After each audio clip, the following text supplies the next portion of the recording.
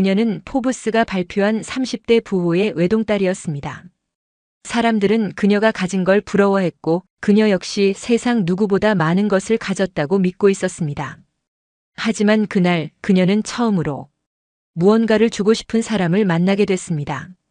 고층 유리창을 닦던 남자와 건물 아래에서 그를 향해 웃던 10살짜리 아이. 그녀는 그 두 사람을 바라보다가 단 한 가지를 결심하게 됐습니다. 이제 이 남자에겐 월세 걱정도 아이의 학비 걱정도 끼니 걱정도 없게 만들겠다고요. 그리고 그날 이후 그녀는 처음으로 스스로 가진 모든 걸 누군가를 위해 쓰기 시작했습니다. 구독과 좋아요는 영상 제작에 아주 큰 힘이 됩니다. 빗방울이 창문을 타고 내려오는 모습을 멍하니 바라보고 있었어요.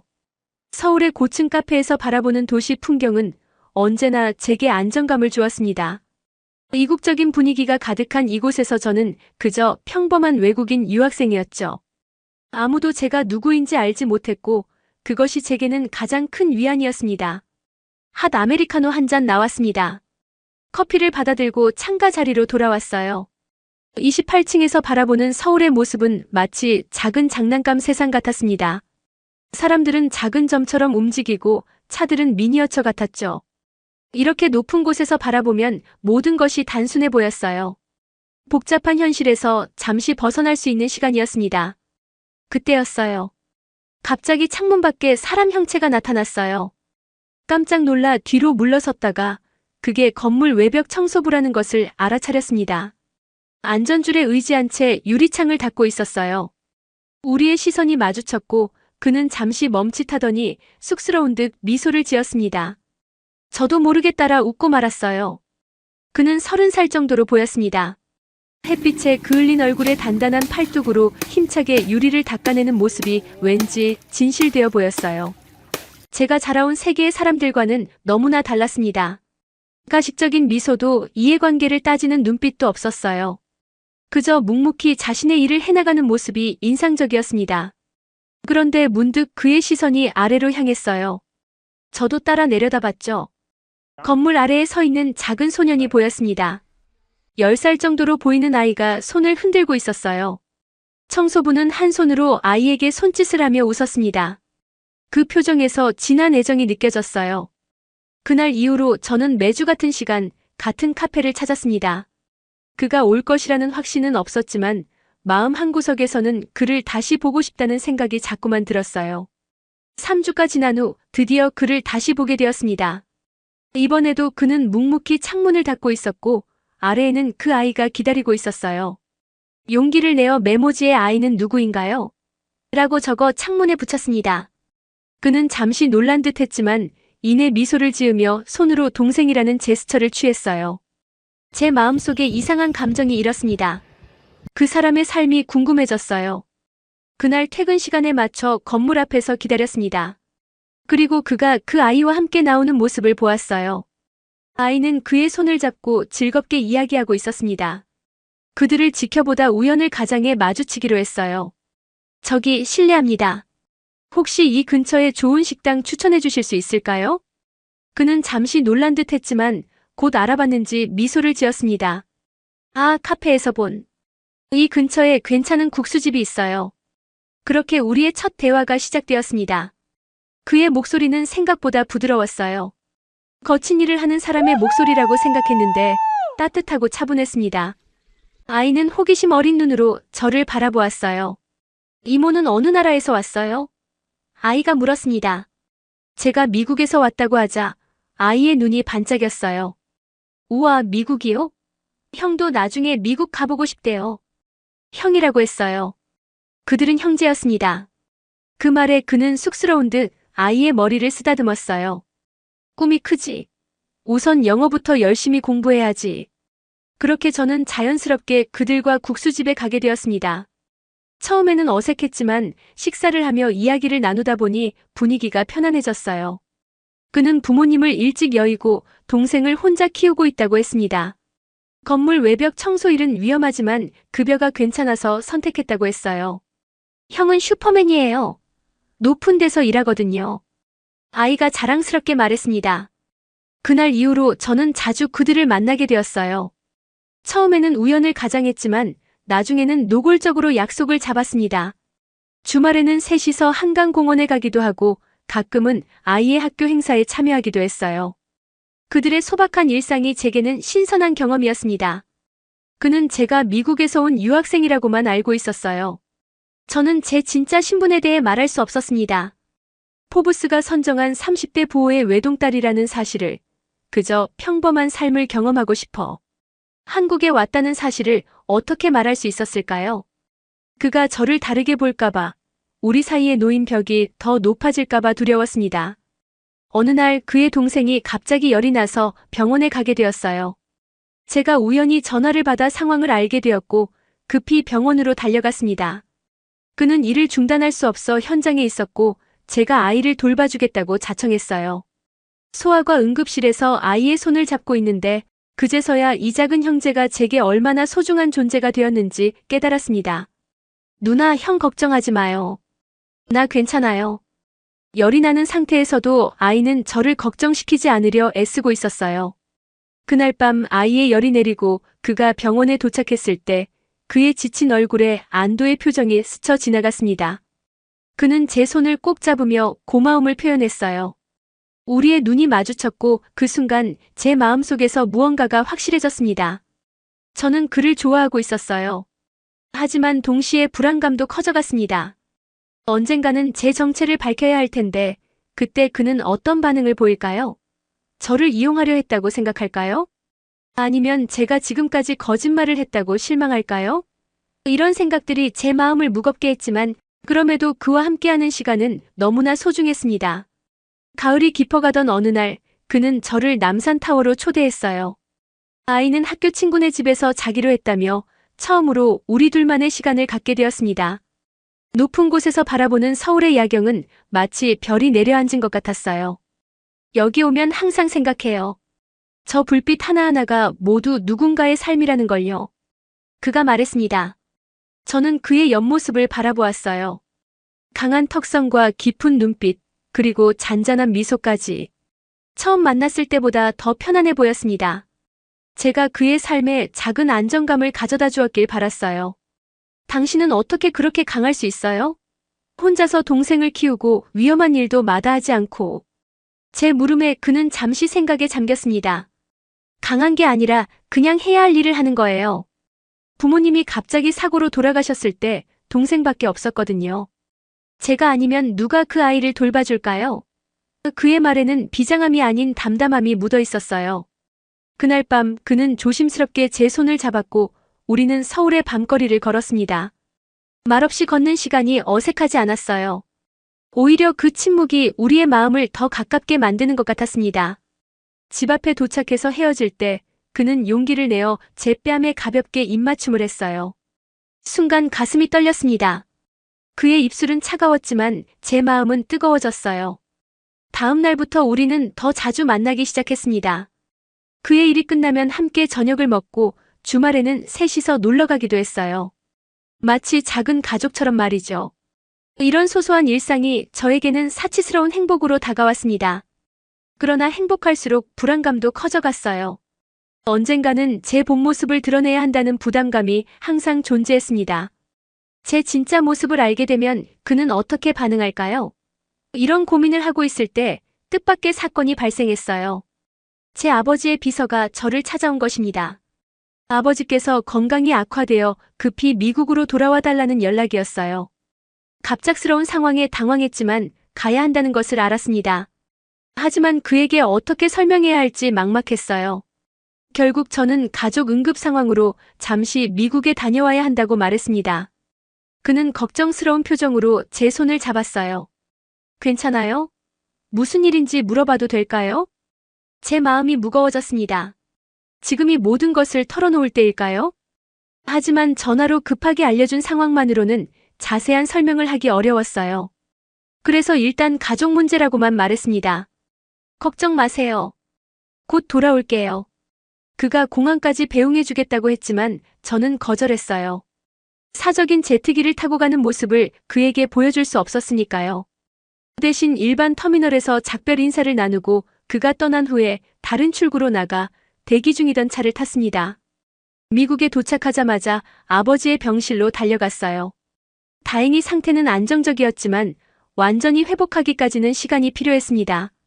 그동안 회사 일도 제가 대신 처리해야 했어요. 본의 아니게 한국에 오래 머물게 되었고 그와는 화상통화로만 연락을 유지했습니다. 많이 보고 싶어요. 그의 말에 가슴이 아팠어요. 나도 곧 돌아갈게요. 약속했지만 상황은 점점 복잡해져 갔습니다. 한 달이 지난 후 아버지의 건강이 회복되어 한국으로 돌아갈 수 있게 되었어요. 하지만 이번에는 달라졌습니다. 비밀리에 지내던 예전과 달리 이제는 정체가 알려진 채로 가야 했어요. 아버지의 건강 문제와 함께 저희 가족 이야기가 뉴스에 크게 보도되었거든요. 한국에 도착했을 때 공항에는 기자들이 가득했습니다. 저는 선글라스를 쓰고 재빨리 준비된 차량으로 이동했어요. 빌딩 숲을 지나며 생각했습니다. 이제 어떻게 그를 만날 수 있을까요? 더 이상 평범한 유학생으로 지낼 수 없게 되었는데 그날 밤 용기를 내어 그에게 전화했어요. 만나서 이야기하고 싶다고 했습니다. 그는 기뻐하며 동의했고 우리는 한강공원에서 만나기로 했어요.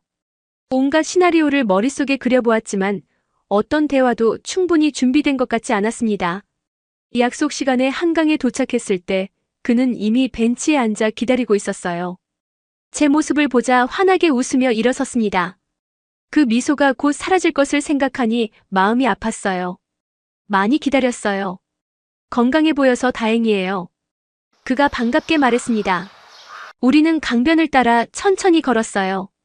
제 마음은 점점 무거워졌습니다. 마침내 용기를 내어 입을 열었어요. 사실, 제가 말씀드리지 않은 것이 있어요. 그는 멈춰서서 제 눈을 바라봤습니다. 무슨 말이에요? 사실 유학생이 아니에요. 제 아버지는 미국의 큰 기업을 운영하고 있고 저는 말을 이어가기가 힘들었어요. 그의 표정이 굳어지는 것을 볼 수 있었습니다. 그래서요? 신문이나 뉴스에서 보셨을 수도 있어요. 제 아버지가 아프셔서 미국에 갔던 거고 이제는 제 정체가 언론에 알려졌어요. 침묵이 흘렀습니다. 그는 한동안 아무 말도 하지 않았어요. 마침내 입을 열었을 때 그의 목소리는 조금 떨리고 있었습니다. 왜 처음부터 말하지 않았어요? 두려웠어요. 사람들이 항상 제 배경 때문에 저를 다르게 대하니까요. 처음으로 진짜 제 모습으로 누군가를 만나고 싶었어요. 그리고 당신이 알게 되면 우리 사이가 달라질까봐. 그는 깊은 한숨을 내쉬었습니다. 제 마음은 점점 더 무거워졌어요. 이제 모든 것이 끝났다고 생각했습니다. 이해해요. 예상치 못한 그의 말에 놀라 쳐다봤어요. 저도 가끔 다른 사람이 되고 싶을 때가 있으니까요. 하지만 그의 말이 이어지지 않았습니다. 우리 사이에 놓인 현실적인 격차가 너무나 컸어요. 부유한 기업가의 딸과 건물 청소부. 이런 관계가 과연 지속될 수 있을까요? 시간이 필요해요. 그가 마침내 말했습니다. 갑자기 많은 것이 바뀌었으니까요. 제 눈에서 눈물이 흘러내렸어요. 이해했지만 그래도 아팠습니다. 그는 조심스럽게 손을 뻗어 제 눈물을 닦아주었어요. 울지 마요. 당신은 여전히 제가 알고 있는 그 사람이에요. 단지 조금 더 복잡한 상황이 되었을 뿐이죠. 그날 밤 우리는 서로에게 시간을 주기로 했습니다. 하지만 헤어지기 전 그는 제 손을 꼭 잡았어요. 진심으로 좋아해요. 그건 변하지 않을 거예요. 그 말이 제게 작은 희망을 주었습니다. 모든 것이 달라졌지만 우리의 감정만큼은 여전히 진실했으니까요. 앞으로 어떤 어려움이 기다리고 있을지 모르겠지만 적어도 우리는 서로의 진짜 모습을 알게 되었습니다. 이제 남은 것은 우리가 이 현실을 어떻게 받아들이고 극복해 나갈 것인가 하는 문제였어요. 한강에서의 고백 이후 우리의 관계는 미묘하게 달라졌습니다. 그는 시간이 필요하다고 했지만 의외로 빨리 연락이 왔어요. 일주일 후 그가 먼저 전화를 걸어왔습니다. 잘 지내고 있어요? 그의 목소리가 전화기 너머로 들려왔어요. 네. 당신은요? 제 심장이 빠르게 뛰기 시작했습니다. 내일. 시간 괜찮으면 만날 수 있을까요? 동생도 당신 많이 보고 싶어 해요. 그 말에 저는 안도의 한숨을 내쉬었어요. 아직 끝나지 않았습니다. 우리에게는 여전히 기회가 있었어요. 다음 날 우리는 어린이 대공원에서 만났습니다. 그 아이는 저를 보자마자 달려와 안겼어요. 그런 모습을 보며 그 사람은 부드러운 미소를 지었습니다. 평범한 가족처럼 공원을 거닐었어요. 하지만 이제는 달랐습니다. 숨길 것이 없었으니까요. 신문에서 봤어요. 그가 조용히 말했습니다. 당신 아버지가 세계적인 기업가라는 걸. 제 심장이 철렁 내려앉았어요. 그래서 어떤 생각이 들었나요? 그는 잠시 생각에 잠기더니 미소를 지었습니다. 솔직히 내 머릿속에서 당신을 새로 그려보려고 했는데 결국 똑같더라고요. 여전히 카페에서 만났던 그 사람이에요. 그 말에 눈물이 날 것 같았어요. 그는 저를 진심으로 바라봐주고 있었습니다. 돈이나 지위가 아닌 그저 한 사람으로서. 그날부터 우리는 더 자주 만나기 시작했어요. 이제 제 신분이 공개되었기 때문에 경호원이 따라다니는 경우가 많았지만 최대한 자연스럽게 지내려고 노력했습니다. 그도 처음에는 어색해했지만 점차 적응해 갔어요. 저는 그의 일상에 더 깊숙이 들어가게 되었습니다. 아이의 학교 숙제를 함께 봐주고 그가 늦게 일할 때는 저녁을 준비해 기다리기도 했어요. 가끔은 그의 작은 아파트에서 셋이 영화를 보며 밤을 보내기도 했습니다. 이런 소소한 일상이 저에게는 특별한 행복으로 다가왔어요. 어릴 때부터 화려한 살 속에서 느끼지 못했던 따뜻함이었습니다. 요즘 행복해 보여요. 그가 어느 날 저녁 제 얼굴을 바라보며 말했어요. 당신과 함께 있으면 행복해요. 솔직한 제 마음을 표현했습니다. 그는 쑥스러운 듯 웃더니 조심스럽게 제 손을 잡았어요. 그 순간 저는 처음으로 가족이라는 단어의 진정한 의미를 느꼈습니다. 혈연으로 맺어진 관계가 아니라 서로에 대한 깊은 애정과 책임감으로 연결된 관계. 그것이 진짜 가족이라는 생각이 들었어요. 그러던 어느 날 밤 갑작스러운 전화를 받았습니다. 그 아이가 고열로 쓰러졌다는 소식이었어요. 그는 야간 작업 중이라 현장을 떠날 수 없는 상황이었고 저에게 도움을 요청했습니다. 바로 달려갔어요. 아이는 온몸이 뜨거웠고 상태가 좋지 않아 보였습니다. 택시를 잡아 가장 가까운 병원으로 향했어요. 하지만 응급실은 사람들로 가득했고 진료를 받기까지 몇 시간을 기다려야 할 것 같았습니다. 아이의 상태는 점점 악화되고 있었어요. 순간 결심했습니다. 비서에게 전화를 걸어 도움을 요청했어요. 30분 후 저희 가족 전담 의사가 근무하는 프라이빗 클리닉으로 이동할 수 있었습니다. 아이는 즉시 치료를 받기 시작했고 저는 안도의 한숨을 내쉬었어요. 폐렴 초기 증상이네요. 다행히 빨리 오셨어요. 의사의 말에 가슴을 쓸어내렸습니다. 그때 그가 병원에 도착했어요. 작업복을 갈아입을 시간도 없이 달려온 듯 했습니다. 그의 얼굴에 당황과 혼란이 교차했어요. 익숙하지 않은 고급 병원 환경과 갑작스러운 상황에 적응하지 못한 듯 했습니다. 여기가 어디예요? 그가 조용히 물었어요. 제가 아는 병원이에요. 아이 상태가 심각해 보여서 말을 이어가기 어려웠습니다. 그는 아무 말 없이 아이에게 다가가 이마에 손을 얹었어요. 그의 눈에 걱정과 함께 깊은 사랑이 담겨 있었습니다. 그 모습을 보며 제 마음이 아팠어요. 더 일찍 도움을 줄 수 있었는데 지금까지 제 신분을 숨기느라 그러지 못했던 것이 후회되었습니다. 정말 고마워요. 그가 제 손을 잡으며 말했어요. 하지만 이런 병원은 우리 같은 사람들이 오는 곳이 아니에요. 비용이. 걱정하지 마세요. 제가 아는 의사가 있어서. 제 말에 그의 표정이 굳어졌습니다. 그렇군요. 역시 우리는 다른 세계 사람이네요. 그 말에 제 가슴이 찢어지는 것 같았어요. 처음으로 우리 사이에 놓인 현실적인 벽을 직접적으로 느꼈습니다. 제 도움이 오히려 그의 자존심을 상하게 했다는 사실이 괴로웠어요. 아이는 이틀 동안 입원해야 했습니다. 그 사람은 퇴원할 때까지 병원을 떠나지 않았어요. 저도 그의 곁을 지켰습니다. 하지만 그 사이에 미묘한 긴장감이 흘렀어요. 말로 표현하지는 않았지만 우리 사이에 보이지 않는 선이 그어진 것 같았습니다. 아이가 건강을 되찾고 퇴원하던 날 그는 갑자기 제안했어요. 우리 집에서 좀 이야기할까요? 그의 작은 아파트에 도착했을 때 아이는 피곤한 듯 바로 방으로 들어갔습니다. 우리는 좁은 거실에 마주 앉았어요. 침묵이 흐르다가 그가 먼저 입을 열었습니다. 솔직히 말할게요. 나는 당신이 정말 좋아요. 하지만 이번 일을 통해 많은 생각을 했습니다. 제 심장이 빠르게 뛰기 시작했어요. 불안감이 몰려왔습니다. 우리는 너무 다른 세계에 살고 있어요. 당신은 언제든 이런 고급 병원을 이용할 수 있고 어떤 도움이든 받을 수 있겠지만 나는 그렇지 않아요. 내가 아무리 열심히 일해도 당신이 태어나면서부터 가진 것들을 평생 노력해도 얻을 수 없을 거예요. 그의 말에 반박하고 싶었지만 현실이었기에 아무 말도 할 수 없었어요. 그리고 내가 당신에게 줄 수 있는 것이 별로 없다는 사실이 괴로워요. 동생이 아프자마자 내가 해결할 수 없는 상황이 되었잖아요. 그런 거 중요하지 않아요. 제가 간절히 말했습니다. 당신이 주는 것은 돈으로 살 수 없는 것들이에요.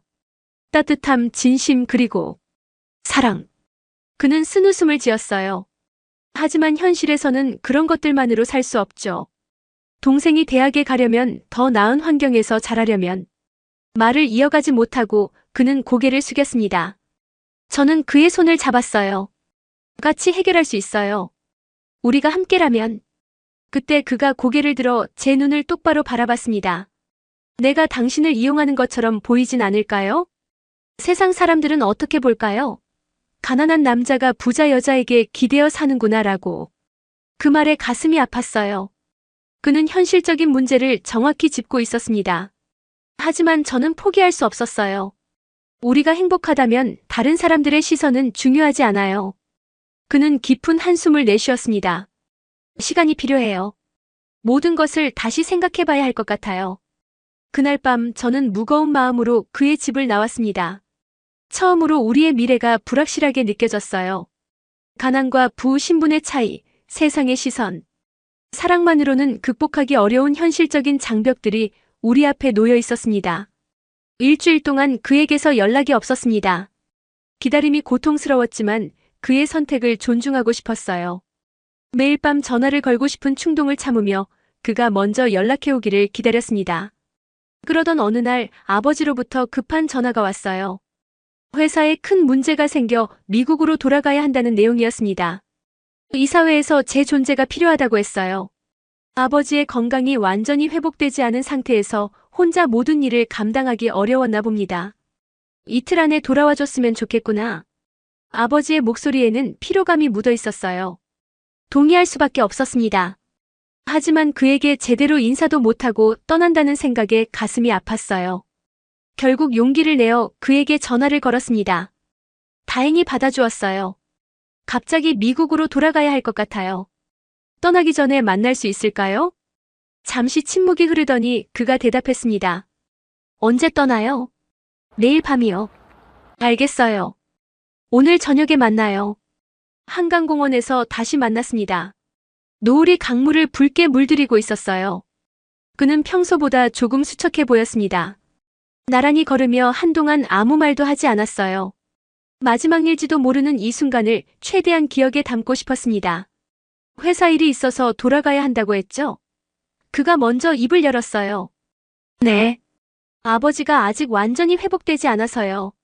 하지만 곧 돌아올 거예요. 그는 쓴웃음을 지었습니다. 정말 돌아올 수 있을까요? 그 질문에 대답하기 어려웠어요. 사실 저도 확신할 수 없었으니까요. 미국으로 돌아가면 여러 책임과 일들이 저를 기다리고 있을 테고 다시 한국에 올 수 있을지 불확실했습니다. 모르겠어요. 하지만 당신을 다시 보고 싶어요. 그는 잠시 강물을 바라보더니 깊은 한숨을 내쉬었어요. 이 일주일 동안 정말 많은 생각을 했습니다.